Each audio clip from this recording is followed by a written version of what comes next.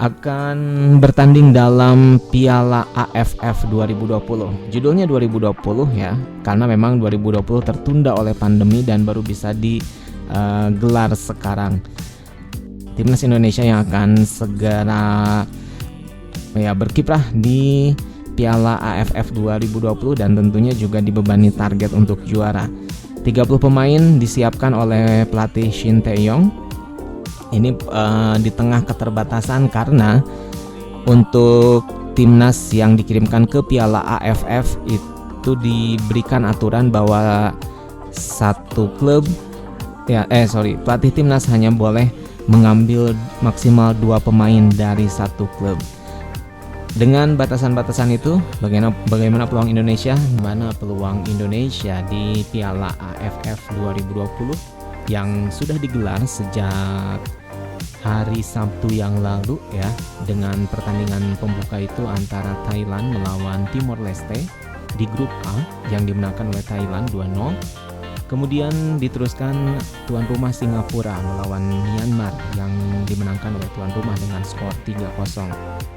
Nah, kemudian juga nih tadi sore pemerhati di grup B digelar pertandingan perdana antara Malaysia melawan Kamboja, dan dengan hasil Malaysia menang 3-1 atas Kamboja.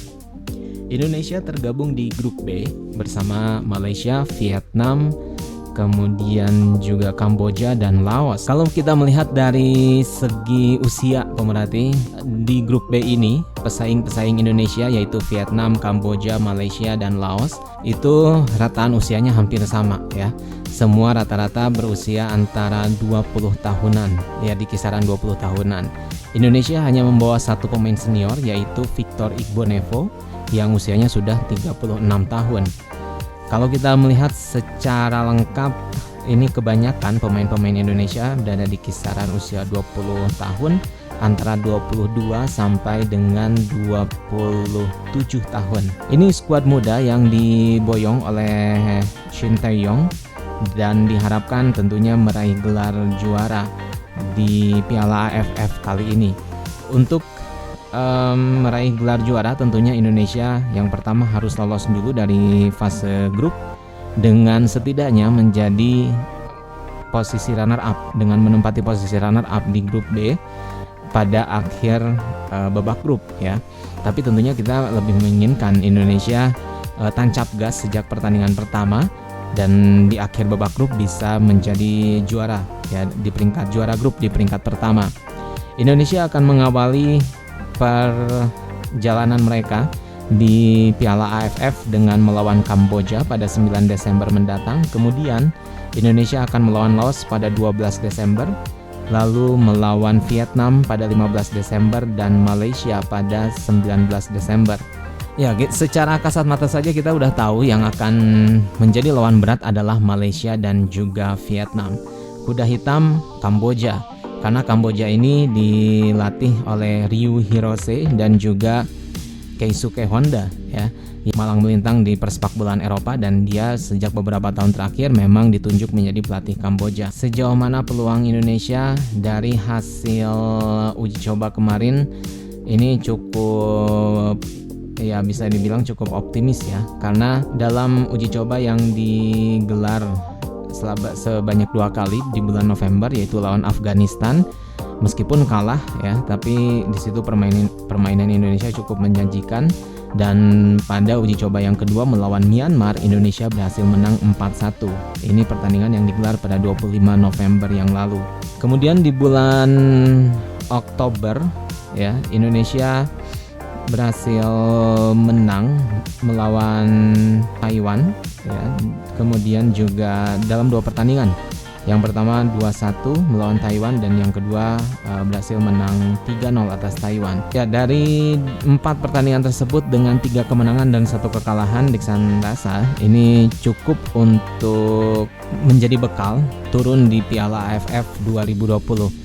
Memang yang akan menjadi kendala sepertinya adalah masalah fisik ya, karena kompetisi di kita baru mulai di tahun 2021 ini, sedangkan di negara-negara ASEAN lain kompetisi rutin sudah digelar sejak akhir 2020 yang lalu. Itu saja yang akan menjadi pembeda.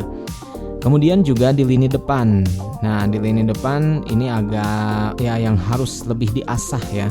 Karena Indonesia ini membawa penyerang yaitu Ezra Walian, kemudian Dedik Setiawan, Irfan Jaya, Hani Sagara, Egy Maulana Fikri, dan Kushedia Yudo. Egy Maulana, Kushedia Yudo, kemudian juga Dedik Setiawan, Irfan Jaya, dan Hani Sagara adalah penyerang yang bertipe winger.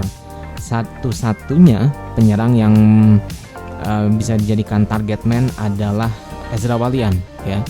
Nah, ini tentunya lini depan harus dipoles benar-benar oleh Shin Tae-yong agar menjadi lini depan yang tajam. Kalau tengahnya sih Lee pikir ini bisa sangat-sangat bersaing ya dengan negara-negara lain, dengan Malaysia, dengan Vietnam, dengan Kamboja, dengan Laos, dan juga termasuk di lini belakang ya. Ada satu nama yang diandalkan yaitu pemain naturalisasi Indonesia yaitu Elkan Baggett. Kemudian juga ada Ryuji Utomo yang cukup kenyang pengalaman ya, bermain di Malaysia pada musim lalu. Jadi dengan perpaduan yang ada ditambah bintang-bintang Indonesia yang masih muda-muda ini sebetulnya menjanjikan skuad yang tajam, skuad yang mumpuni, dan mudah-mudahan ini bisa sesuai dengan ekspektasi di lapangan nanti ya. Indonesia tentunya setidaknya harus, kalau ingin amannya lolos dari babak grup, meraih 4 kemenangan ya. Dan ini merupakan satu hal yang wajib ya. Pokoknya Indonesia tidak boleh kehilangan poin ketika melawan Kamboja dan ketika melawan Laos, harus ditargetkan 6 poin. Ketika melawan Vietnam kita berimbang, tapi juga harus hati-hati dengan permainan ngotot Vietnam yang kita tahu mereka full power dan juga seakan gak pernah capek ya kalau kita nonton Vietnam ini. Lalu juga melawan Malaysia. Nah, Malaysia yang sudah menang tadi sore dan juga Vietnam menang lawan Laos. Ini tentunya mereka sudah panas duluan, dan juga Malaysia memboyong pemain-pemain yang berlaga di Eropa. Jadi ini akan sangat ketat. Tapi optimis Indonesia bisa lolos dari babak grup dan mengincar peluang menjadi juara Piala AFF. Mudah-mudahan di Piala AFF 2020 ini untuk pertama kalinya Indonesia akan bisa meraih trofi juara, karena sebelumnya Indonesia hanya berkali-kali menjadi runner up saja. So, semangat untuk Garuda, untuk pasukan Garuda, dan mudah-mudahan berjaya. Tentunya kita sebagai pendukung akan terus berada di belakang timnas Indonesia untuk kemenangan mereka.